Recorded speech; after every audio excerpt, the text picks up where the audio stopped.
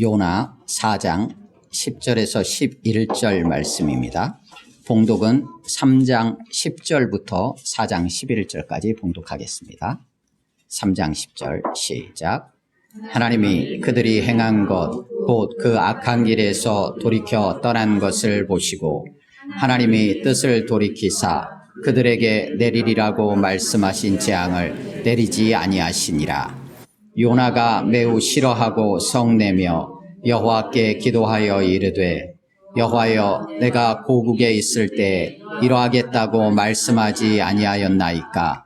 그러므로 내가 빨리 다시스로 도망하여 싸우니 주께서는 은혜로우시며 자비로우시며 노하기를 더디하시며 이내가 크시사 뜻을 돌이켜 재앙을 내리지 아니하시는 하나님이신 줄을 내가 알았음이니이다. 여호와여, 원하건대 이제 내 생명을 거두어 가소서. 사는 것보다 죽는 것이 내게 나음이니이다 하니 여호와께서 이르시되 네가 성내는 것이 옳으냐 하시니라. 요나가 성읍에서 나가서 그 성읍 동쪽에 앉아 거기서 자기를 위하여 초막을 짓고 그 성읍에 무슨 일이 일어나는가를 보려고 그 그늘 아래에 앉았더라. 하나님 여호와께서 박농풀을 예비하사 요나를 가리게 하셨으니 이는 그의 머리를 위하여 그늘이 지게 하며 그의 괴로움을 면하게 하려 하심이었더라. 요나가 박농풀로 말미암아 크게 기뻐하였더니 하나님이 벌레를 예비하사 이튿날 새벽에 그 박농풀을 갉아먹게 하심에 시드니라. 해가 뜰 때 하나님이 뜨거운 동풍을 예비하셨고 해는 요나의 머리에 쪼임에 요나가 혼미하여 스스로 죽기를 구하여 이르되 사는 것보다 죽는 것이 내게 나으니이다 하니라. 하나님이 요나에게 이르시되 네가 이 박농풀로 말미암아 성내는 것이 어찌 옳으냐 하시니 그가 대답하되 내가 성내어 죽기까지 할지라도 옳으니이다 하니라. 여호와께서 이르시되 네가 수고도 아니하였고 제배도 아니하였고 하룻밤에 났다가 하룻밤에 이 박농풀을 아꼈거든. 하물며 이 큰 성읍 니느웨에는 좌우를 분별하지 못하는 자가 12만여 명이요 가축도 많이 있나니 내가 어찌 아끼지 아니하겠느냐 하시니라. 아멘. 10절에서 11절 말씀을 중심으로 3, 4분 정도 각자 묵상합니다. 거기까지 보시겠습니다. 하늘과 땅을 창조하신 하늘의 하나님, 우리 주님은 은혜로우시고 자비로우십니다. 우리 주 하나님은 노하기를 더디하시고 우리가 주님의 마음을 품고 살아가도록 그렇게 양육해 가십니다. 우리 주 하나님은 인애가 크시사 재앙이 아니라 우리에게 구원을 베푸시며 생명을 주기 원하십니다. 이스라엘뿐만 아니라 모든 나라와 족속, 백성을 향해서도 동일하신 하나님이십니다. 오늘 본문은 바로 그런 하나님이 너무나 싫다고 성을 내는 요나, 그를 향해서 마음을 좀 알아달라고 애쓰는 듯한 하나님 아버지의 모습을 담아내고 있는 말씀입니다. 우리 주 하나님이 그런 분이시기에 사실상 우리도 이 자리에 지금 하나님 앞에 담대히 나와 예배하고 하나님과 동행하며 살아가고 있습니다.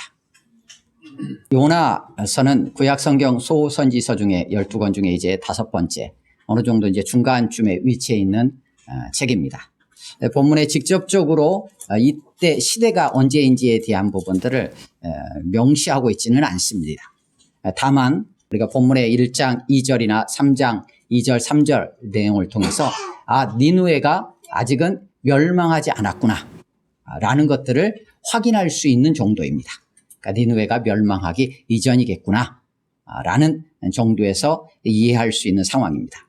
그런데 이 요나 선지자하고 관련되어서 본문이 한 군데가 등장합니다. 그 부분이 열왕기하 14장 25절에 요나가 북이스라엘을 향해서 예언했던 내용이 하나가 등장을 합니다. 그렇기 때문에 그때 당시가 북이스라엘 왕 여로보암 2세 때와 관련이 되어 있습니다.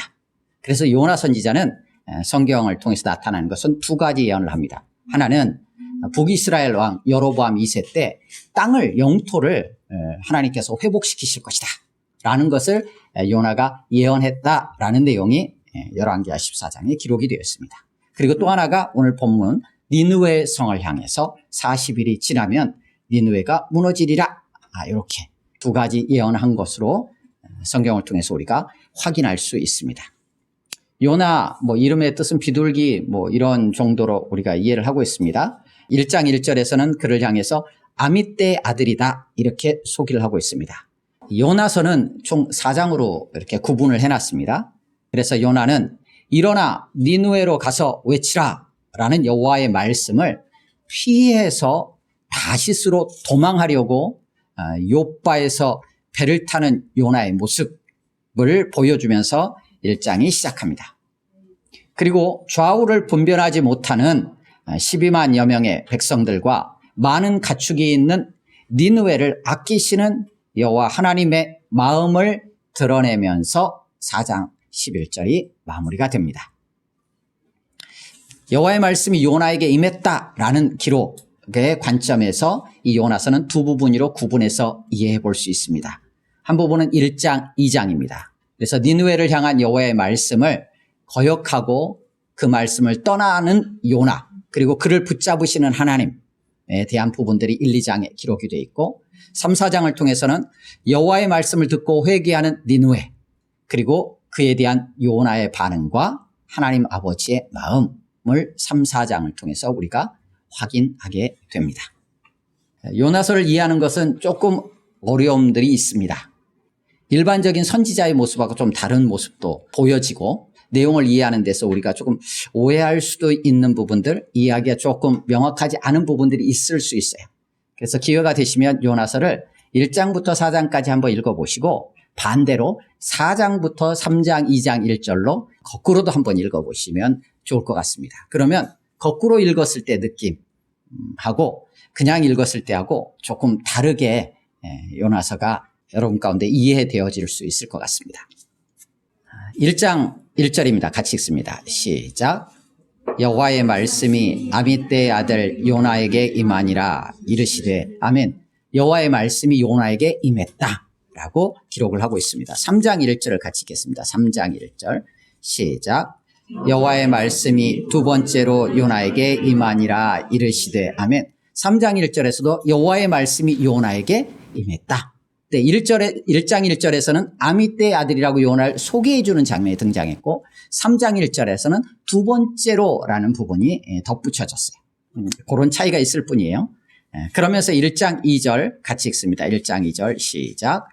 너는 일어나 저 큰 성읍 니느웨로 가서 그것을 향하여 외치라. 그 악독이 내 앞에 상달되었음이니라 하시니라. 아멘. 이게 하나님께서 요나에게 주신 말씀이요, 요나를 선지자로 부르시고 맡겨주신 사명이라고 이해할 수 있습니다. 하나님 이렇게 말씀하십니다. 일어나라, 그리고 가라, 외치라, 이렇게 세 개의 동사가 있어요. 일어나서 가고 외쳐라 라는 거예요. 그런데 3절에서 요나는 어떻게 반응하느냐. 3절에 그러나 요나가 여호와의 얼굴을 피하려고 일어나 다시스로 도망하려 하여 욥바로 내려갔더니 이렇게 기록이 되어 있습니다. 3절은 이렇게 되어 있습니다. 요나가 일어났다 이렇게 되어 있어요. 일어났다. 그러면 2절에 나와 있는 것처럼 하나님의 말씀을 따라서 일어났다면 어떻게 되겠습니까? 갔겠죠. 예, 3절에서도 갔습니다. 어디로 갑니까?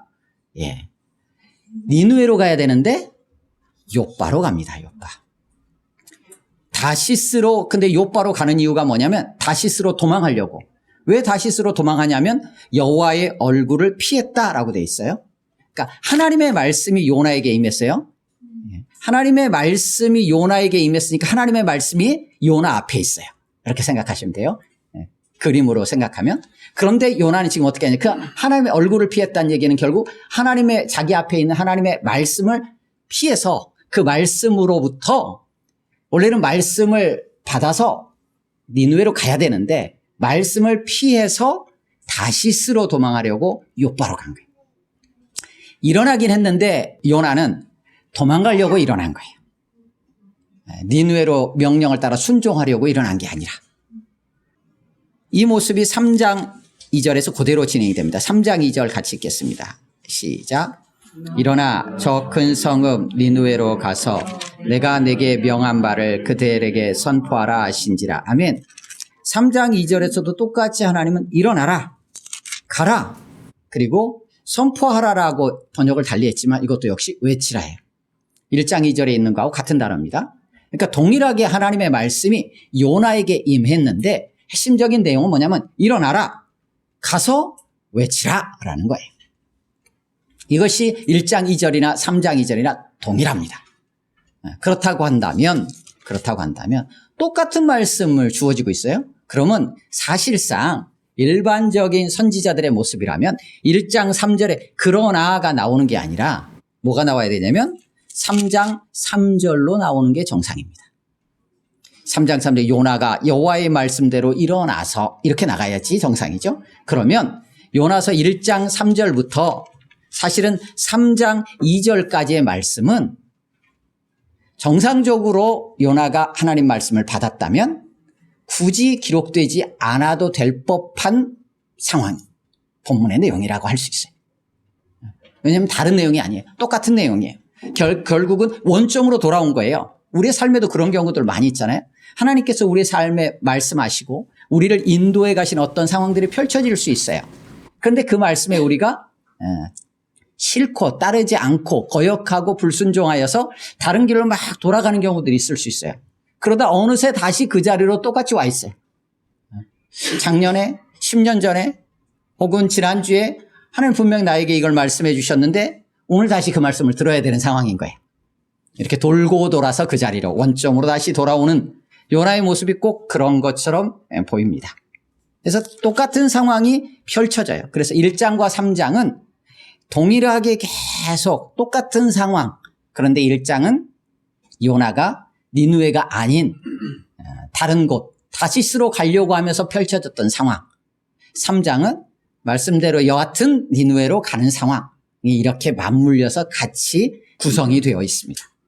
1장 3절에서 요나는 하나님의 얼굴을 피해서 다시스로 도망하려고 요바로 내려갔다 이렇게 돼 있어요. 내려갔다. 그리고 3장 뒤에 보면 배에 올랐더라. 이것은 우리가 일반적으로 배를 탄다라고 말할 때 표현하는 방식이에요. 그래서 배에 올랐다고 한 거예요. 실제 원래 단어는 요바로 내려갔다 할 때 내려갔다와 똑같은 단어예요. 그러니까 요나는 지금 요바로 내려갔어요. 그 요바에서 어떻게 해요? 다시 뱃속으로 내려가요. 그리고 1장 5절에 가보면 5절 뒤에 보면 그러나 요나는 배 밑층에 내려가서 누워 깊이 잠든지라. 어디로 다시 내려가냐면 배 밑층으로 또 내려가요.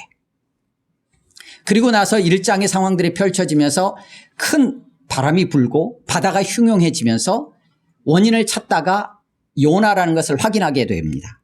그리고는 그 배에 탔던 사람들이 요나를 바다에 던지게 되죠. 바다에 빠진 요나가 하나님 앞에 자신을 살려달라고 간구했을 그러한 기도의 내용 중에 등장하는 2장 6절에도 보면 2장 6절에 이렇게 되어 있습니다. 내가 산의 뿌리까지 내려갔사오며 죽음의 무턱까지 내려갔다는 얘기예요. 내려가. 요바는 하나님의 얼굴을 피해서 지금 니느웨의 악독이 하나님 앞에 올라갔어요. 그래서 하나님께서는 그 니느웨로 가서 지금 하나님의 말씀을 선포하도록 요나에게 말씀하셨는데 요나는 그 모든 것들을 다 무시하고 계속 요바로 내려갔다, 배로 내려갔다, 배 밑층으로 내려갔다, 결국은 바다 깊은 속 산의 뿌리까지 죽음의 무턱까지 내려가는 삶을 지금 보여주고 있어요. 하나님을 떠나서 이렇게 끝까지 바다까지 내려갔다가 그곳에서 하나님께서 그를 다시 일으켜서 올라오게 되는 상황들이 펼쳐집니다. 우리는 어떤 모습으로 어디까지 지금 내려가고 있는가라는 것들을 우리는 자주 정기적으로 조금은 더 가깝게 자신을 돌아볼 수 있는 게 필요해 보입니다. 10년에 한 번 돌아보는 것보다는 1년에 한 번씩이라도 돌아보는 게 낫겠죠. 1년에 한 번보다는 한 달에 한 번, 일주일에 한 번씩이라도 하루하루 돌아볼 수 있다면 우리 자신이 벗어나는 길이 요바로 내려갔다가 내려가고 있구나 다시 원점으로 돌아올 수 있어요. 근데 이 기간들이 길어지게 되면 밑바닥까지 완전히 내려갔다가 다시 와야 되는 상황일 수 있습니다. 그러면 정상적인 방법으로 올라오기가 쉽지는 않죠. 요나가 하나님의 말씀을 피해서 내려감으로 인해서 1장 4절부터 상황들이 펼쳐집니다. 그 상황들은 함께 탄 배에 탔던 사람들까지 같이 힘겨움을 겪게 됩니다. 그때 각 사공들을 비롯하여 무리들은 배에 탔던 사람들은 자기들의 신들을 찾습니다. 근데 요나는 배 밑층에서 그냥 누워 잡니다. 전혀 상관하지 않고 개의치 않고 무감각해 보입니다. 그때 그들이 깨웁니다. 오히려 너는 왜 여기서 잠만 자고 있느냐? 너도 네 하나님께 구해라. 그래도 요나는 무시하죠. 그때 이제 제비 뽑아서 누가 문제인지를 확인하게 되죠. 그때 요나가 뽑히죠. 그래서 요나에게 확인합니다. 너는 누구냐? 라고 했을 때 요나는 하늘과 땅을 지으신 창조주 하나님, 하늘의 하나님을 경외하는 자다, 이렇게 얘기합니다. 너무나 멋진 신앙의 고백을 합니다. 요나서 안에서 요나는 우리가 그냥 볼 때는 참 귀한 고백들을 많이 합니다. 근데 그 고백이 요나가 어떤 생각을 가지고 어떤 마음을 가지고 이런 신앙 고백을 하는지는 그거는 물음표입니다. 왜냐하면 4장의 근거에서 1, 2, 3장을 우리가 이해하는 게 필요하기 때문에 그래요. 그러니까 1장, 2장, 3장에 나타나는 요나의 모습, 요나의 고백, 이런 모든 것들은 4장에 나타난 요나의 반응에 비추어서 이해하는 게 필요합니다. 3장 10절에서 니느웨가 회개하니까 하나님께서 뜻을 돌이켜서 니느웨를 향해 내리시려 했던 재앙을 내리지 않습니다. 그러면 일반적인 선지자 같으면 어떻게 하겠습니까? 하나님 감사합니다. 저들이 돌이켰습니다. 라고 기뻐해야지 되는 것이 정상이겠죠. 그렇잖아요. 근데 4장 1절에서 어떻게 합니까? 요나는 매우 싫어해서 썽을 냅니다. 매우 싫어해서 썽을 내. 이게 지금 요나서 이제 상황이에요. 그러니까 니느웨라는 성의 사람들이 자신이 40일 지나면 무너질 거야 라는 말 한마디, 3일 길을 돌면서 곳곳으로 회개의 선포를 해야지 다 들을 수 있는 상황인데 그냥 하루길을 휙 지나가면서 40일 지나면 무너져. 그러니까 회개라는 말도 안 합니다. 그러니까 여호와께 돌아와. 엎드려서 회개 말도 없어요. 그냥 심판만 경고하고 훅 지나갔는데 그들이 회개하거든요. 그러니까 하나님께서 뜻을 돌이켜요. 재앙을 안 내리셔요. 그럼 일반적으로 이 한마디에도 이렇게 돌아서는구나. 하나님 놀라우신 분이셔. 이렇게 돌이키는구나 저들도. 이렇게 생각을 해야 되는데 썽이 나가지고 하나님 앞에 따집니다. 그 내용이 4장 2절이에요. 기도했다라고 돼 있어요. 기도했는데 어떤 기도냐? 따지는 기도인 거예요. 하나님 보내시려고 했을 때 제가 그러지 않았습니까? 그러니까 1장에는 안 나와 있지만 그런 상황이 있었던 것 같아요. 하나님 분명히 저들이 돌이키면 용서해 주실 거 아닙니까? 그거 다 알고 있었습니다. 왜냐하면 하나님은 은혜로우시고 자비로우시고 우리가 구약에서 많이 들었던 고백이죠. 하나님도 그렇게 말씀하셨어요. 모세 앞을 지나가면서 출애굽기 34장에서 여호와로라 여호와로라 은혜롭고 자비롭고 노하기를 더디하시는 하나님이시다 라고 하나님께서도 자신을 소개해 주셨거든요. 요나 그 고백 그대로 해요. 은혜로우시고 자비로우시고 노하기를 더디하시사 인애가 크셔서 뜻을 돌이켜 재앙을 내리지 아니하시는 하나님이신 줄 제가 이미 알았습니다. 알았으면 어떻게 해야 돼요? 더 빨리 가가지고 회개하십시오. 돌이키십시오. 그러면 하나님께서 용서해 주실 것입니다. 라고 외쳐야 되는데 그러니까 가기 싫었다는 거예요. 가기 싫었다는 거예요. 거 보십시오. 제가 가가지고 가기 싫은 거 억지로 끌고 가지 않았습니까? 하나님께서. 1장에서 풍랑을 만났어요. 그래서 바다에 던져졌어요. 그때 하나님께서 큰 물고기를 예비하셔서 요나를 물고기 뱃속에로 구원해내십니다. 구원해내셔서 거기 안에서 3일을 있습니다. 그리고는 물고기가 토해내자 요나가 밖으로 나왔어요. 구원받았어요. 이 상황들 속에서 요나는 할 수 없이 니느웨로 지금 간 거예요. 이렇게까지 하나님 하셔야 됐습니까? 네, 이럴 줄 알았어요. 하면서 성질을 내요. 그러면서 덧붙입니다. 아유, 내 생명 거두어 가십시오. 죽여주십시오. 뭐 살아서 뭐합니까? 죽는 게 낫지. 이렇게 기도해, 하나님 앞에. 그러니까 하나님께서 말씀하시는 거예요. 4장 4절입니다. 4장 4절 같이 읽겠습니다. 시작. 여호와께서 이르시되 네가 성내는 것이 옳으냐. 그러면 대답을 해야 될 거 아니야. 그래도 옳습니다. 아니면 옳은가 생각을 해야 될 거 아니에요. 5절에서 요나는 하나님의 이 질문을 무시해버립니다. 질문을 하시든 말든 그냥 요나가 성읍 동쪽으로 갑니다. 그리고 어디 보자. 거기에다가 초막 하나 딱 짓고 니느웨 성을 딱 관찰하는 거예요. 끝까지 하나님께서 재앙을 내리시나 안 내리시나 보자. 니느웨 사람들 회개했다고 하지만 저게 얼마나 갈까 보자 하고 초막 딱 지어놓고 이렇게 주시하는 거예요. 하나님의 질문에는 그냥 아예 대답도 안 하고. 나중에 가면 하나님이 또다시 질문합니다. 거기 초막을 짓고 있었는데 그늘이 생기는 거예요. 박넝쿨이 딱 그늘을 가려주는 거예요. 그러니까 너무 좋아. 그늘 때문에 시원해. 그래서 너무 기뻐해요. 4장 1절에서 막 매우 싫어하고 성냈던 요나가 박넝쿨 하나 때문에 매우 기뻐했다. 이렇게 돼 있어요. 그런 요나예요. 그랬는데 자고 일어났더니 하나님께서 싹 벌레를 예비하셔가지고 박넝쿨을 싹 갉아먹게 해가지고 시들게 해버리는 거예요. 뜨거운 동풍이 막 불어오면서 막 해가 쪼이는 거예요. 그러니까 요나가 또 열이 나는 거예요. 그 상황에서 막 열내면서 4장 8절에 이렇게 기록합니다. 4장 8절 같이 읽습니다. 시작. 해가 뜰 때 하나님이 뜨거운 동풍을 예비하셨고 해는 요나의 머리에 쪼임에 요나가 혼미하여 스스로 죽기를 구하여 이르되 사는 것보다 죽는 것이 내게 나으니이다 하니라. 예, 요나도 어지간합니다. 그냥 차라리 죽여주십시오. 박넝쿨 하나 없어져가지고 지금 해 쪼이니까 정신이 없어 지금. 너무 뜨거운 거죠. 죽는 게 낫지. 또 그러는 거예요. 박넝쿨 하나로. 그러자 4장 9절에서 하나님이 또 질문하십니다. 4장 9절 같이 읽습니다. 시작.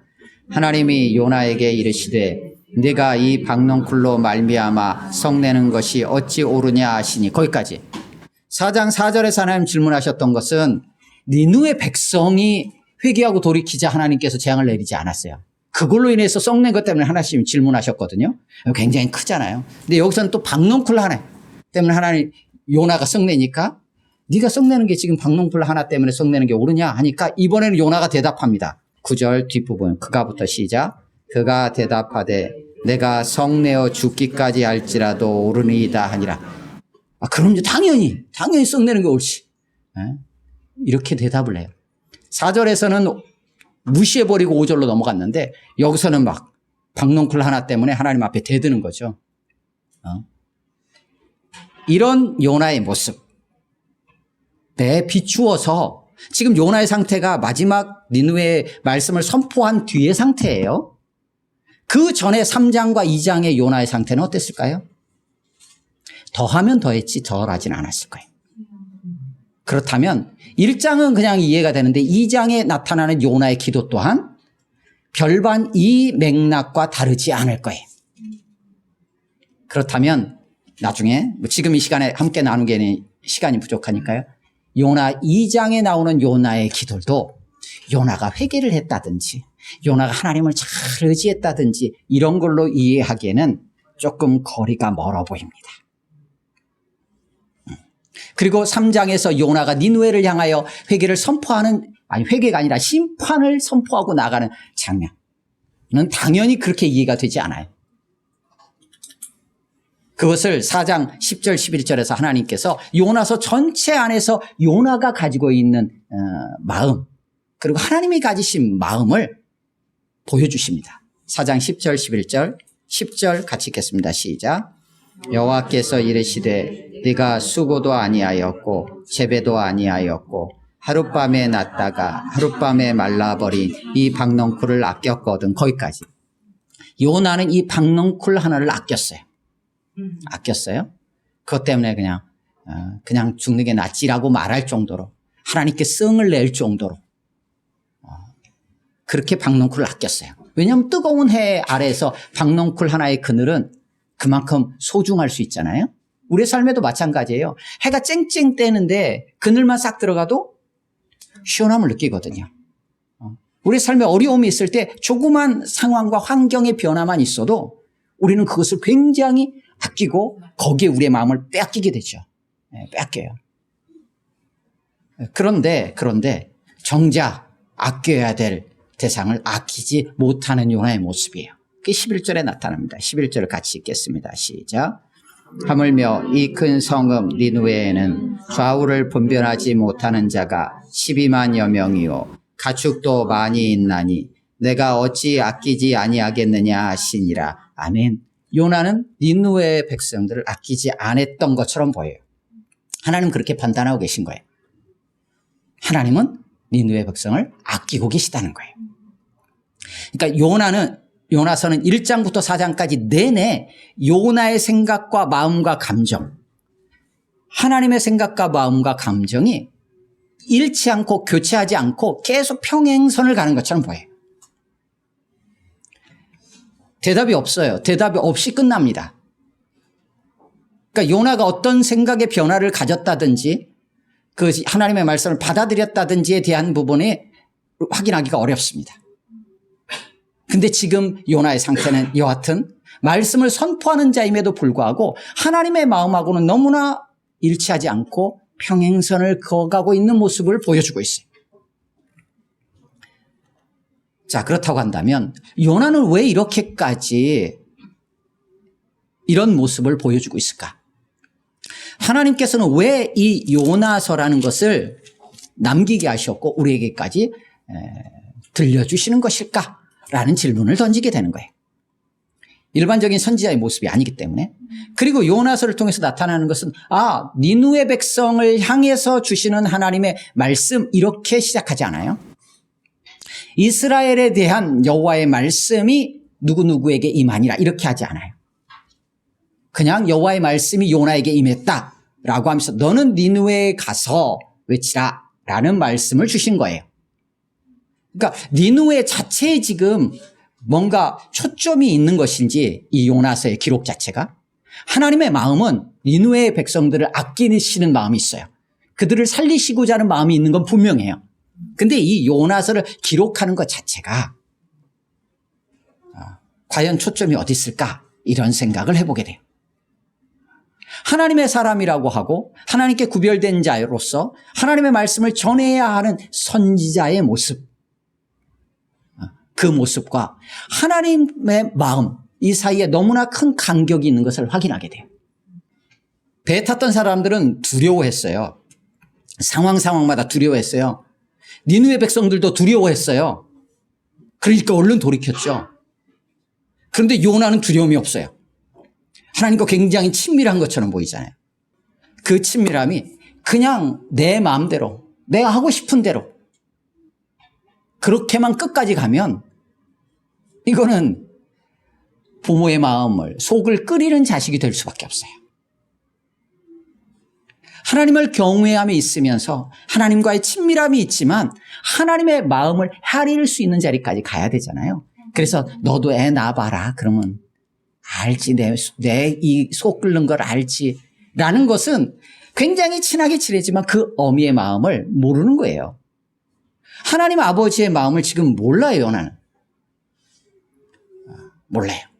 꼭 돌아온 탕자를 맞이하는 아버지, 그 아버지를 향해서 맏아들이 성질을 내면서 왜 그렇게 하냐고 따지면서 그 잔치에 참여하지도 않으려고 했던 모습들과 별반 다르지 않을 수도 있어요.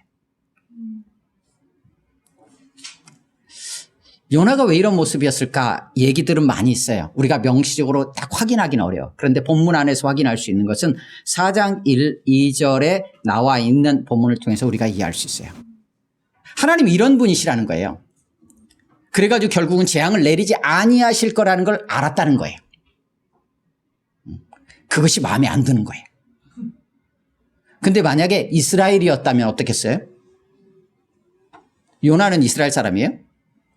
그럼 당연히 더 오히려 하나님 용서해 주십시오 라고 하지 않았겠어요? 근데 니느웨니까 이방 나라니까 아마 그랬던 것 같기도 해요.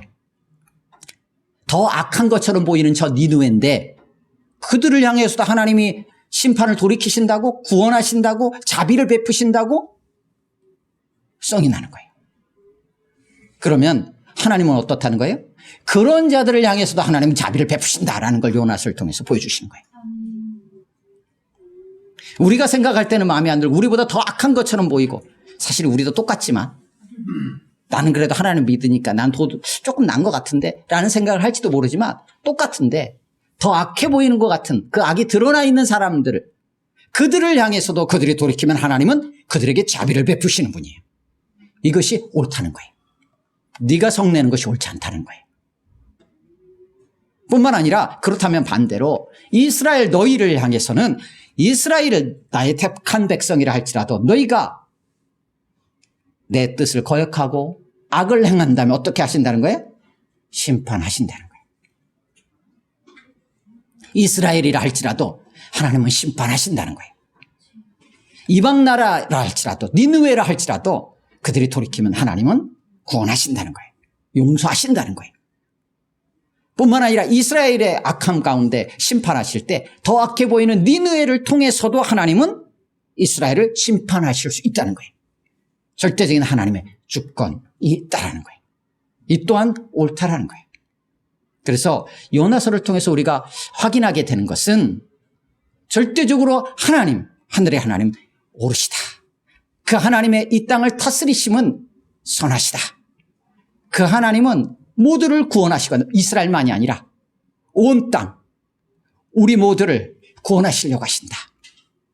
자비를 베푸신다. 그것은 참 옳다.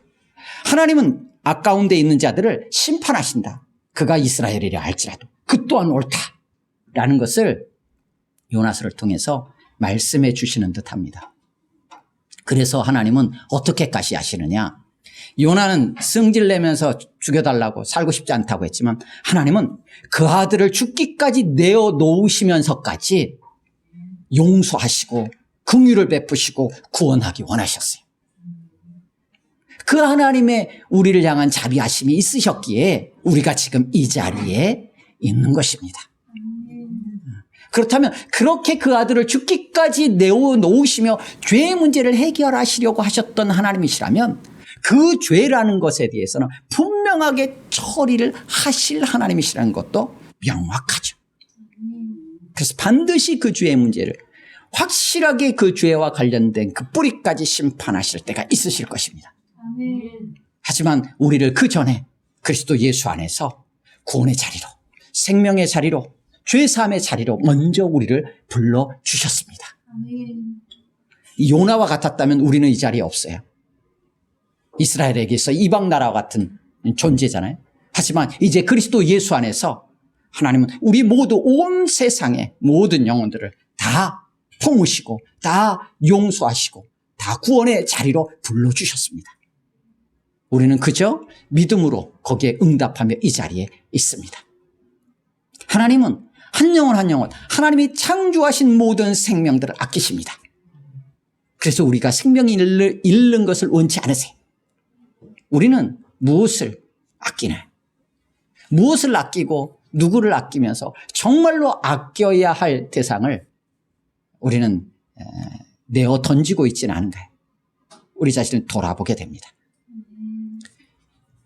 요나 말씀을 통하여서 하나님이 어떤 분이신지를, 하나님이 행하시는 모든 것이 얼마나 선한지를 우리가 다시 한번 우리의 마음 가운데 새기고 그 하나님의 자비하심 안에 불러주신 은혜에 감사하고 또 하나님의 심판 아래에 놓여있는 이들을 향하여서 기꺼이 저들을 또한 아끼시는 하나님의 마음을 같이 품고 그들을 향하여서도 주의 그 선하심을 노래할 수 있는, 외칠 수 있는 우리 모두가 되기를 주님의 이름으로 축원합니다. 아멘. 함께 기도합니다. 말씀을 기억하면서 요나와 같은 모습으로 우리 교회는, 우리 자신은 삶 속에서 세상을 바라보고 있지 않은지, 또 하나님에 대해서 그렇게 또 판단하고 있지 않은지 좀 돌아봤으면 좋겠고요. 하나님의 마음이 어디에 있는지 우리 안에도 그 마음으로 채워 주옵소서. 그냥 마냥 하나님과 그냥 서스름 없이 지낸다라는 걸로서로 좋은 게 아니라 하나님의 마음을 헤아리고 하나님의 마음을 따라서 나의 마음으로 품고 살아갈 수 있을 정도로 자라가게 하시고 그렇게 성숙해 갈 수 있는 우리 자신을 될 수 있도록 성령 하나님 인도해 달라고 그렇게 기도했으면 좋겠고, 이 땅에도 지금 주님을 모르고 죽어가는 많은 이들이 있습니다. 그들을 향한 아버지의 마음으로 그들을 가운데도 주의 복음이 증거되어지고 주의 복음을 듣고 주님께로 돌아오는 놀라운 은혜의 역사가 있도록 주여 긍휼을 베풀어 달라고 여러분 주변과 여러분의 가족들을 위해서도 합심으로 1, 2분 정도 같이 기도합니다.